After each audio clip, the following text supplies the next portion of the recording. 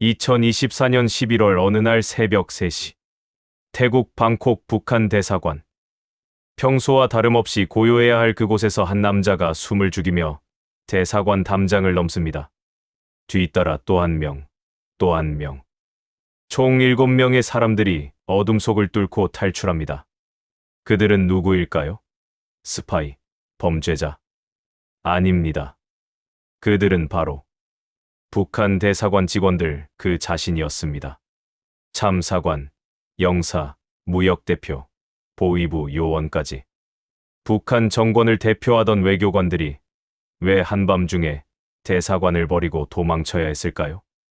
그리고 그들이 한국 대사관 문을 두드렸을 때 한국 외교관들이 가장 먼저 물은 질문은 무엇이었을까요? 평양에서 무슨 일이 있었습니까? 이 이야기는 북한 외교 엘리트들의 집단 탈북, 그 뒤에 숨겨진 80일간의 고뇌와 선택, 그리고 대한민국 땅을 밟은 순간의 충격적 진실을 담은 실화를 바탕으로 한 대서사극입니다. 김성호, 1975년 평양 중구역 출생. 아버지는 외무성 간부, 어머니는 김일성 종합대학 교수. 이른바 핵심 계층 중에서도 최상위 집안의 자제였습니다. 어렸을 적 우리 집에는 늘 외국 손님들이 찾아왔습니다. 소련 외교관, 중국 상인, 동독 기술자들. 나는 그들이 가져온 초콜릿을 먹으며 생각했죠. 나도 저렇게 세계를 다니는 사람이 되고 싶다고. 저녁 식탁에서는 아버지 김일철은 어린 성호에게 말합니다. 성호야, 우리 집안은 4대째 당을 섬겨왔다. 내 할아버지는 항일빨 치산 출신이시고 나는 외무성에서 조국의 얼굴이 되어 일한다. 너도 반드시 외교관이 되어야 한다. 알겠느냐? 네, 아버지. 저도 조국을 위해 일하는 외교관이 되겠습니다. 하지만 어린 성호는 몰랐습니다. 조국을 위한다는 말의 진짜 의미를. 1993년 김일성 종합대학 국제관계학부 입학에 성호는 최우수 성적으로 입학했습니다. 하지만 대학 생활은 영광보다는 감시의 연속이었습니다. 동무들, 외교관은 조국의 눈이자 귀다. 하지만 동시에 당에서 가장 경계하는 직업이기도 하다. 왜인지 아는가? 외부 세계와 접촉하기 때문이다. 한순간의 방심이 변절로 이어질 수 있다. 학생들은 숨죽여 들었습니다. 너희들은 매주 생활총화에서 서로를 감시하고 보고해야 한다. 누가 외국 문물에 관심을 보이는지, 누가 불순한 말을 하는지 모두 기록될 것이다. 성호는 그날 밤 일기장에 썼습니다. 외교관이 되려면 내 영혼까지 당에 바쳐야 하는구나. 하지만 나는 해낼 것이다. 1999년 중국 베이징 북한 대사관 3등 서기관으로 발령되었습니다. 24살의 김성호는 처음으로 외국 땅을 밟았습니다.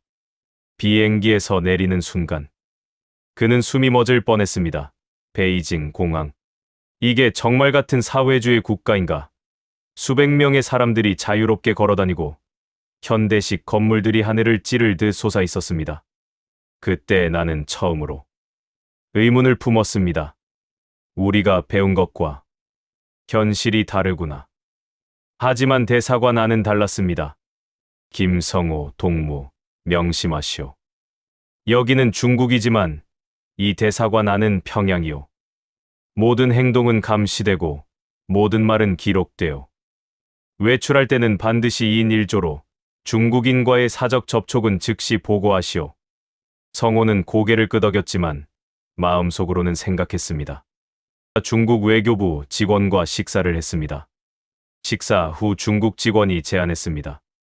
김 서기관, 잠시 인터넷 카페에 들러 커피 한잔 하시죠. 인터넷 카페요?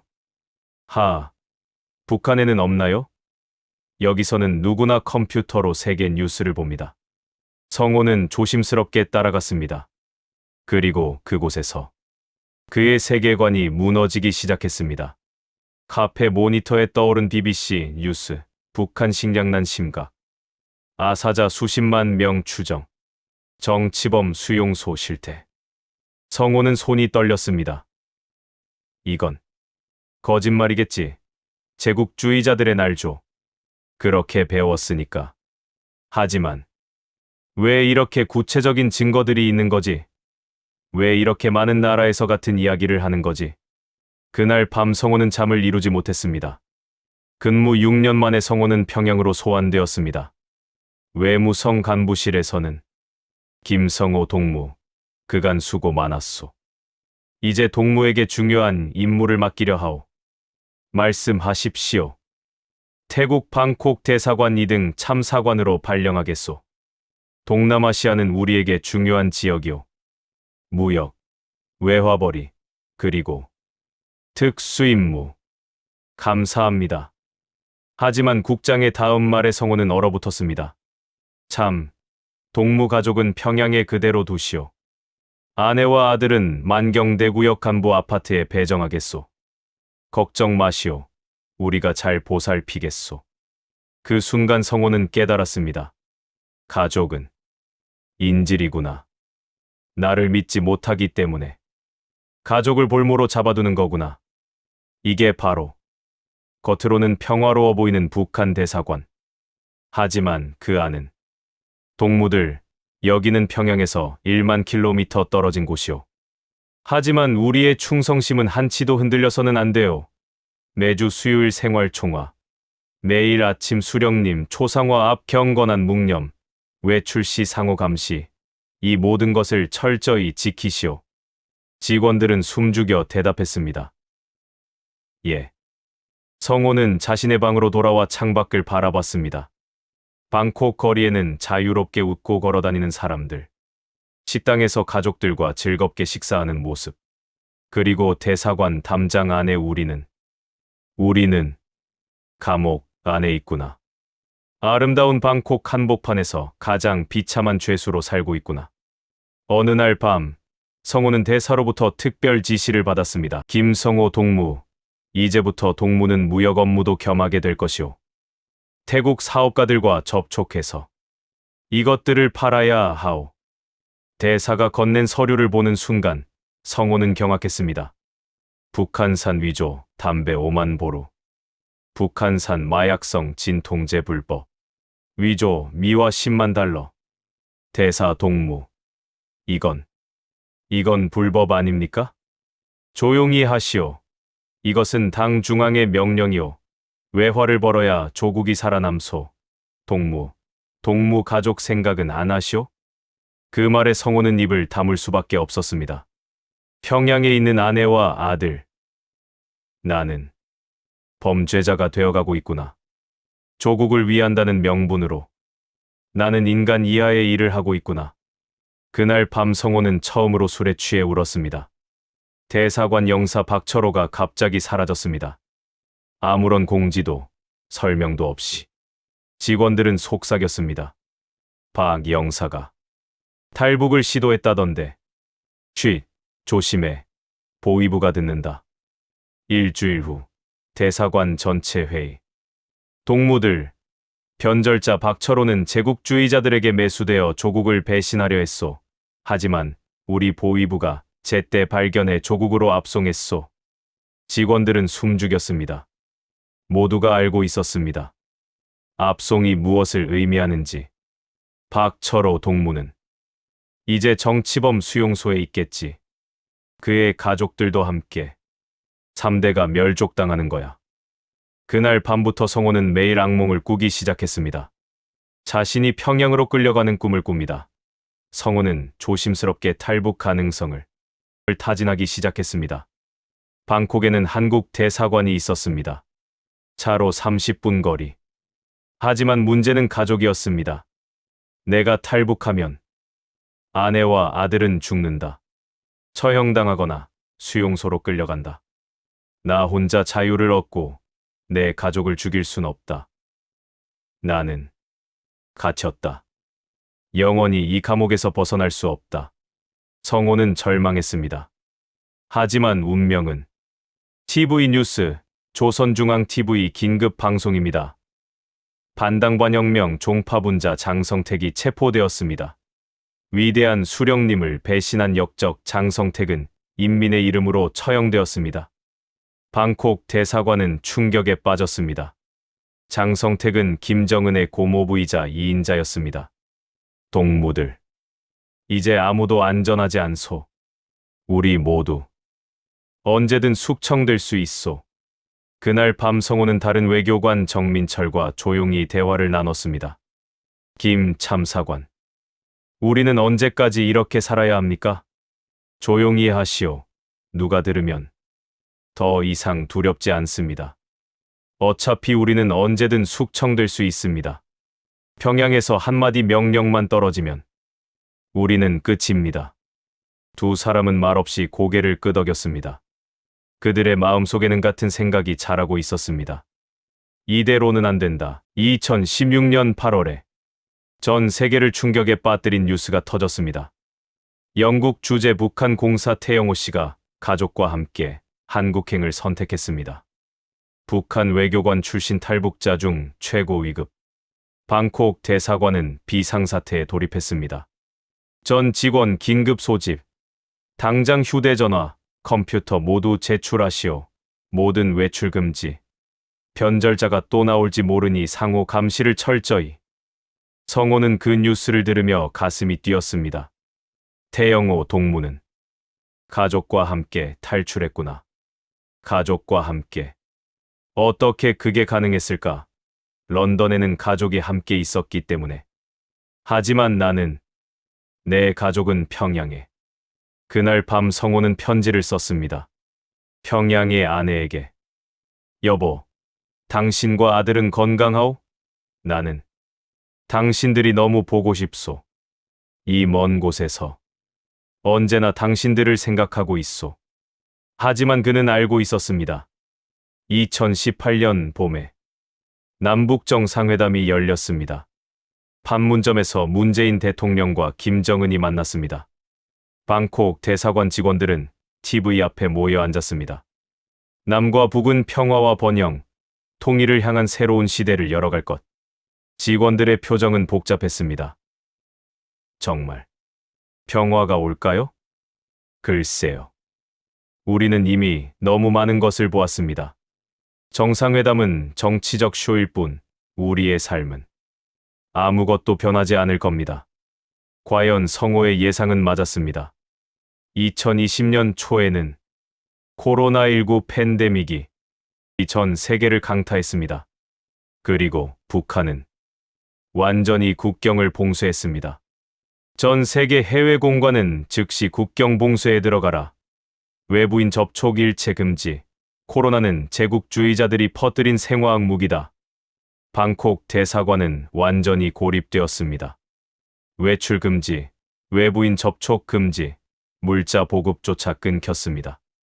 우리는 이제 완전히 갇혔구나.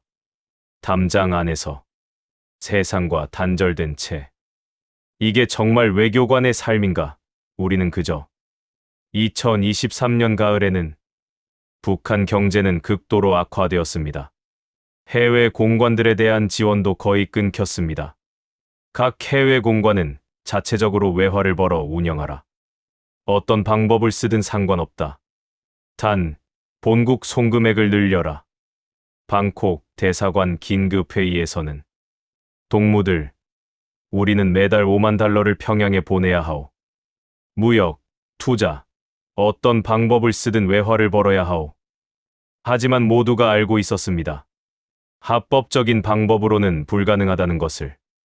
대사 동무, 그러면 우리가 또 불법 거래를 해야 한다는 겁니까? 그것밖에 방법이 없지 않소. 동무들 가족을 생각하시오. 우리가 돈을 못 벌면 평양에서 우리를 어떻게 보겠소? 그 순간 성호는 깨달았습니다. 우리는 끝났구나. 외교관이 아니라 범죄자가 되어가고 있어. 그리고 언젠가 태국 경찰에 붙잡힐 거야. 그때는 성호에게 평양에서 편지가 도착했습니다. 보위부의 검열 도장이 찍힌 편지. 동무, 안타까운 소식을 전합니다. 동무의 아내 박은희 동무가 지난달 경으로 사망했습니다. 아들 김철민은 현재 국가에서 보호하고 있습니다. 성호는 편지를 읽다가 그 자리에 무너졌습니다. 아니야. 아니야. 당신이 죽었다고. 나는 당신을 지키지 못했어. 나는 무엇을 위해 살아왔던 거야? 동료 정민철이 조용히 다가왔습니다. 김 참사관. 조의를 표합니다. 병으로 죽었다고. 거짓말이야, 분명. 분명 무슨 일이 있었을 거야. 그들이 무언가를 숨기고 있어. 김 참사관, 진정하십시오. 지금은 아드님을 생각하셔야 합니다. 하지만 성호는 알고 있었습니다. 아내는 병으로 죽은 게 아닙니다. 2024년 9월 어느 밤에 방콕 대사관 뒷마당. 달빛도 없는 어둠 속에서 7명이 모였습니다. 김성호 2등 참사관, 정민철 영사, 한철수 무역대표, 박영희 회계, 리수진 서기관, 최동혁 운전기사, 강명호 보위부 요원, 보위부 요원까지 포함된 모임. 이것만으로도 총살감이었습니다. 동무들. 박진수 서기관에게 평양으로부터 긴급 전문이 도착했습니다. 대사관 암호실에서 해독된 전문을 받아든 박진수의 손이 떨렸습니다.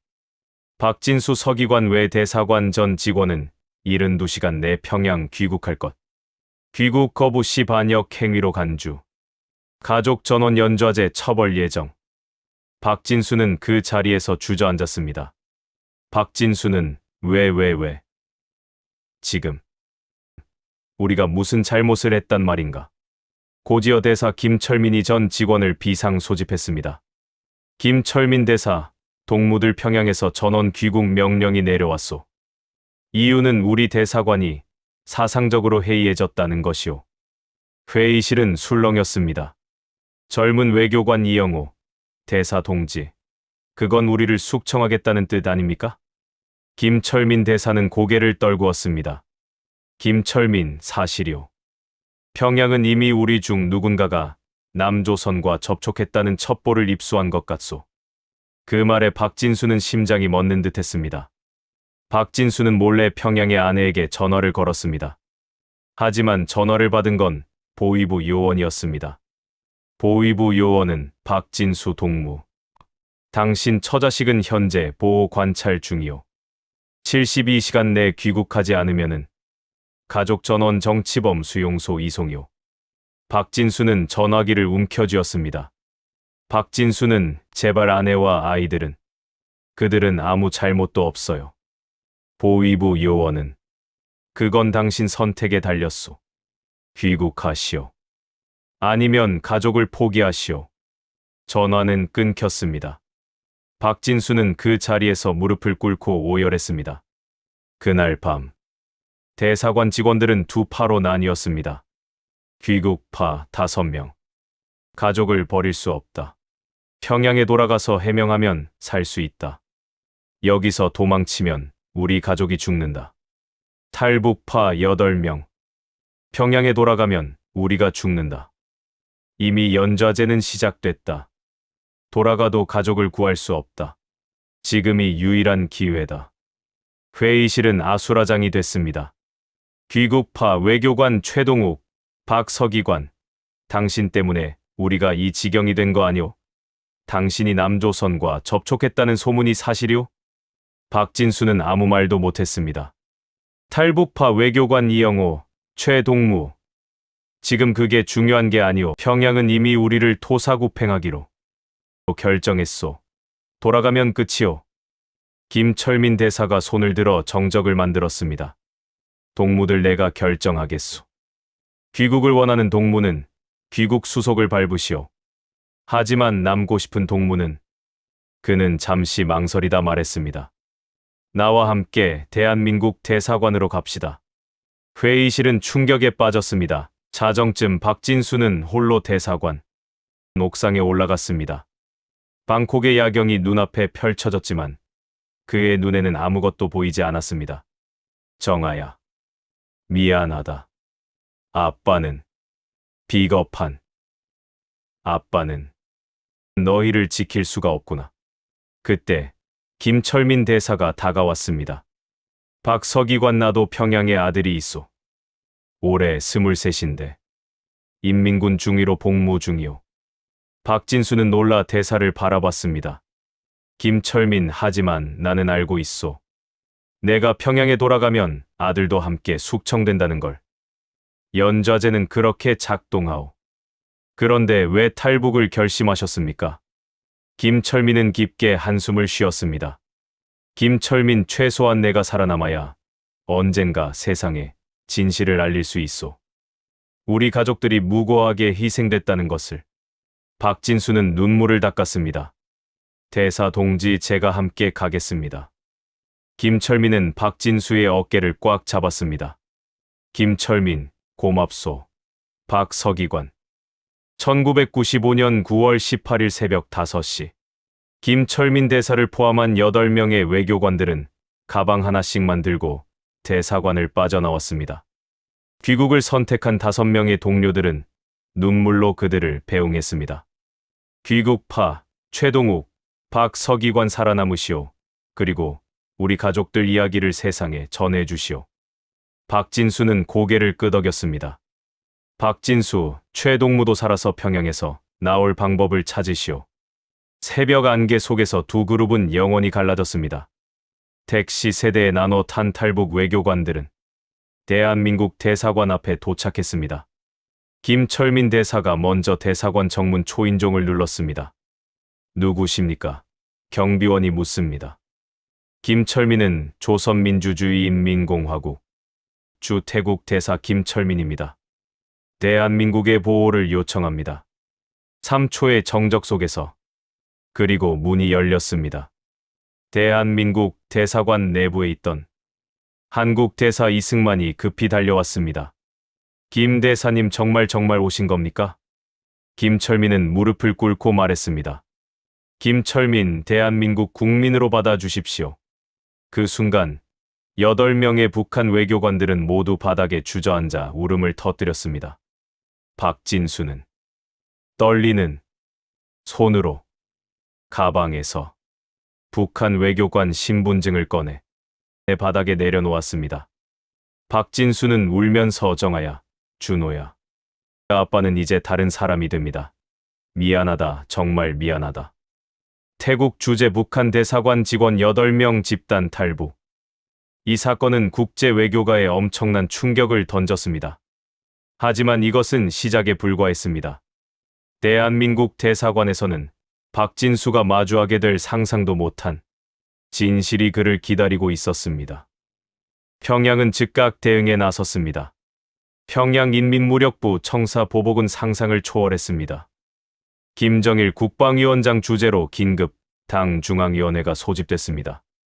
김정일 8명의 외교 일꾼이 조국을 배신했다. 이는 제국주의자들의 사상 공작이 얼마나 교활한지 보여주는 사례다. 보위부 부부장이 보고했습니다. 보위부 부부장, 배신자 27명을 이미 확보했습니다. 박진수의 처자 3명, 김철민 대사의 아들 1명, 이영호 서기관의 부모 2명. 김정일은 차갑게 말했습니다. 김정일, 전원 요덕 수용소로 보내라. 그리고 조선중앙통신을 통해 발표하라. 대한민국 대사관 내 임시 거처. 박진수는 잠을 이루지 못하고 있었습니다. 그때 한국 정보요원이 조심스럽게 다가왔습니다. 정보요원, 박진수 씨, 이걸 드려야 할지 말아야 할지 고민했는데 평양에서 탈출한 중국 상인이 전해준 편지입니다. 박진수는 떨리는 손으로 편지를 받았습니다. 그것은 아내 정아가 보위부에 체포되기 직전에 몰래 써서 중국 상인에게 맡긴 편지였습니다. 여보, 당신이 이 편지를 받을 수 있을지 모르겠어요. 어제 보위부 사람들이 왔어요. 준호와 미영이를 데리고 어디론가 간다고 했어요. 준호가 울면서 물었어요. 엄마, 아빠는 나쁜 사람이에요? 저는 아무 대답도 못했어요. 여보, 당신을 원망하지 않아요. 당신이 그곳에 남았어도 우리 가족은 어차피 끝이었을 거예요. 부디 살아남아요. 그리고 언젠가 우리 준호와 미영이가 아빠는 용감한 사람이었다고 자랑스럽게 말할 수 있는 세상을 만들어주세요. 사랑해요, 여보. 저는 당신을 끝까지 믿었어요. 정아 올림. 박진수는 편지를 가슴에 품고 바닥에 쓰러져 울부짖었습니다. 정아야, 미안하다. 내가 살려야 했는데. 내가 지켜야 했는데. CNN, BBC 등 전 세계 언론이 일제히 보도했습니다. 북한 주재 태국 대사관 외교관 8명이 집단으로 대한민국 대사관에 망명했습니다. 이는 냉전 종식 이후 최대 규모의 북한 고위급 탈북 사건으로 UN 인권위원회는 긴급 성명을 발표했습니다. 북한 당국의 연좌제 처벌은 명백한 인권 유린이며 국제사회는 즉각 가족 석방을 요구한다. 하지만 평양은 묵묵부답이었습니다. 청와대 국가안전보장회의에서 김영삼 대통령이 참모들에게 물었습니다. 김영삼 대통령은 북한 외교관 8명을 우리가 받아들이면 평양이 어떤 보복을 할 것 같소? 국정원장이 각하, 이미 북한은 판문점 군사분 개선에 병력을 증강하고 있습니다. 추가 도발 가능성이 높습니다. 통일부 장관은 하지만 각하, 이들을 돌려보낼 수는 없습니다. 국제법상 정치적 망명자를 보호할 의무가 있습니다. 김영삼 대통령은 단호하게 말했습니다. 우리는 받아들인다. 대한민국은 자유를 찾아온 사람을 외면하지 않소. 국정원 요원 박진수 씨, 평양 정권의 내부 정보를 제공해 주시면 대한민국 정부가 최대한 보호해드리겠습니다. 박진수는 고개를 들었습니다. 제가 드릴 수 있는 정보는 많지 않습니다. 하지만 제가 할 수 있는 일이 하나 있습니다. 요원, 무엇입니까? 전 세계에 증언하겠습니다. 북한 정권이 얼마나 잔혹한지, 연좌제가 얼마나 비인간적인지, 그리고 제 아내와 아이들이 왜 희생당했는지. 박진수의 눈빛이 변했습니다. 더 이상 무릎 꿇은 망명자가 아니었습니다. 저는 싸우겠습니다. 제 가족을 위해서. 그리고 아직도 북한에 갇혀 있는 수백만 인민들을 위해. 박진수는 새로운 삶을 시작했습니다. 하지만 그 삶은 평탄하지 않았습니다. 박진수는 자유를 얻었지만 그를 기다린 건 또 다른 전쟁이었습니다. 박진수는 서울 관악구 한 작은 원룸에서 살고 있었습니다. 정부 지원금으로 생활하며 한국 사회 적응 교육을 받았지만 현실은 냉혹했습니다. 첫 번째 취업 면접에서 이력서를 보니 북한에서 오셨군요. 네, 외교관으로 근무했습니다. 죄송합니다만 저희 회사는 보안상으로 북한 출신은 채용하기 어렵습니다. 두 번째 취업 면접에서는 북한말 억양이 좀 있으시네요. 고객 응대하는 일인데 좀 곤란할 것 같은데요. 세 번째 취업 면접에서도 솔직히 말씀드리면 북한 출신 직원을 뽑으면 다른 직원들이 불편해할 것 같아요. 박진수는 17번의 면접에서 모두 탈락했습니다. 자유를 찾아왔는데 이곳에서도 나는 이방인인가? 박진수가 동네 슈퍼에서 장을 보고 있을 때였습니다. 슈퍼 주인, 저기 손님 혹시 말씀 들어보니 북한에서 오신 분 맞죠? 네, 그렇습니다만. 슈퍼 주인은 갑자기 표정이 굳었습니다. 아, 그러시군요. 죄송한데요. 저희 가게는 현금만 받거든요. 카드는 안 돼요. 아, 네, 현금 있습니다. 하지만 박진수는 알았습니다. 옆 손님은 카드로 결제하고 있었으니까요. 집으로 와서 박진수는 아내의 정아의 편지를 꺼내 읽었습니다. 벌써 100번도 넘게 읽은 편지였지만 읽을 때마다 눈물이 났습니다. 부디 살아남아 주세요.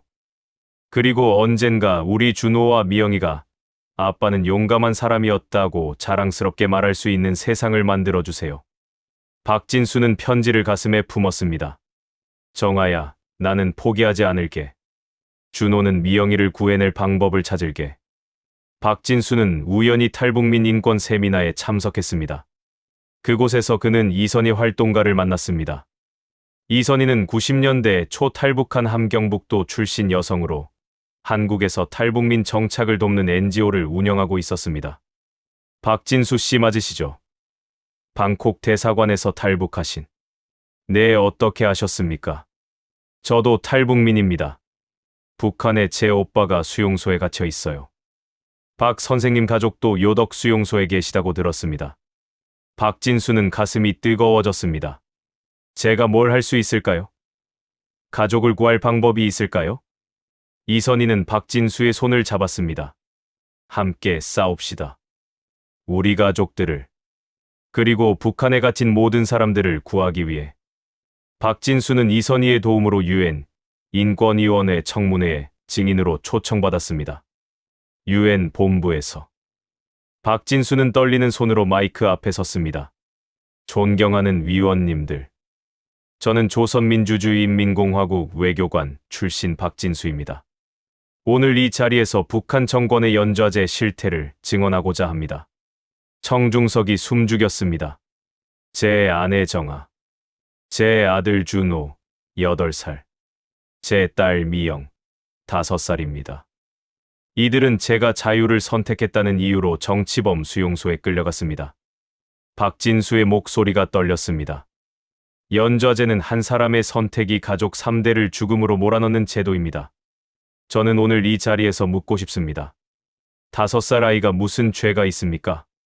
청중석에서 흐느끼는 소리가 들렸습니다. 국제사회가 그들을 구해 주십시오. 제 가족뿐 아니라 북한 수용소에 갇힌 20만 명의 무고한 사람들을. 박진수는 그 자리에서 무릎을 꿇었습니다. 제발 부탁드립니다. 유엔 인권위원회는 즉각 북한 인권 결의안을 채택했습니다. 박진수의 증언은 전 세계 언론에 보도됐습니다. 그로부터 20년이 흘렀습니다. 박진수에게 믿을 수 없는 소식이 전해졌습니다. 국정원 요원이 박진수를 급히 찾아왔습니다. 박진수 씨 앉으세요. 중요한 소식입니다. 무슨 일입니까? 요원은 떨리는 목소리로 말했습니다. 박진수 씨의 아들 박준호 씨가 중국을 통해 탈북에 성공했습니다. 박진수는 그 자리에서 주저앉았습니다. 뭐라고요? 준호가 제 아들이 탈북했다고요? 네. 현재 중국 선양의 한국 영사관에 보호 중입니다. 일주일 내로 한국에 입국할 예정입니다. 박진수는 손으로 얼굴을 가리고 울었습니다. 살아있었구나. 준호야. 아빠가 널 구하지 못해서 정말 미안했다. 박준호는 대한민국에 정착했고 아버지 박진수와 함께 북한 인권 운동에 나섰습니다. 유엔 인권위원회에서 자신의 수용소 경험을 증언했습니다. 그의 증언은 국제사회를 또 한 번 움직였습니다. 2020년 박진수는 탈북민 정착 지원 재단을 설립했습니다. 그는 매일 아침 아내 정아의 사진 앞에 꽃을 놓으며 말합니다. 여보, 우리 준호 훌륭하게 자랐소. 당신이 원하던 대로 자랑스러운 사람이 됐소. 박진수와 박준호는 함께 북한을 바라보는 언덕에 섰습니다. 아버지, 언젠가 북한도 자유로워질까요? 박진수는 아들의 어깨에 손을 얹었습니다. 반드시 그런 날이 온다. 그리고 그때 내 어머니와 동생 미영이의 묘를 찾아갈 거다. 네, 아버지. 두 사람은 북녘을 바라보며 말없이 서 있었습니다. 8명의 외교관이 선택한 자유.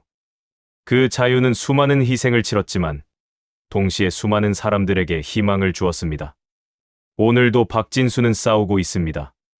아직도 북한에 갇혀 있는 사람들을 위해.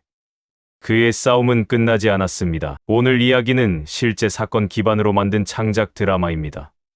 1997년 북한 외교관 집단 탈북 사건 실제 발생. 2000년대 다수의 탈북 외교관 가족이 수용소에서 사망했고 현재까지도 북한 정치범 수용소에는 약 12만 명이 수감되어 있습니다. 북한에 남은 가족들에게 전하고 싶습니다. 언젠가 여러분도 자유를 누릴 수 있기를 바랍니다. 그날까지 저는 대한민국 여기서 기다리겠습니다. 오늘도 자유의 서울 하늘은 맑습니다. 끝까지 시청해 주셔서 감사합니다. 나가실 때는 구독과 좋아요 눌러주시고 이분들의 여정이 외롭지 않도록 따뜻한 마음을 댓글로 나눠주시면 저에게 큰 힘이 되고 있습니다. 늘 건강하시고요. 행복한 나날들 맞이하세요. 감사합니다.